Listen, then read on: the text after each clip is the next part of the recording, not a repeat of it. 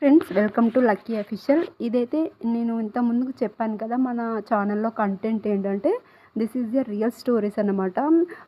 జరిగినవి మాత్రమే నేను వాయిస్ ద్వారా మీకు అందిస్తానని చెప్పాను కదా. అందులో ఇదొకటి నేను ఫస్ట్ ఇది ఎంచుకోవాలనుకున్నాను. ఎందుకంటే కూడా ముందు అయితే చెప్తాను.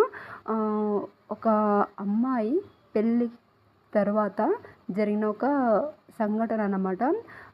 ఎన్నో నిజంగా పెళ్లి చేసుకున్న తర్వాత ఒక అమ్మాయి నిజంగా చాలా సాక్రిఫై చేసిందండి.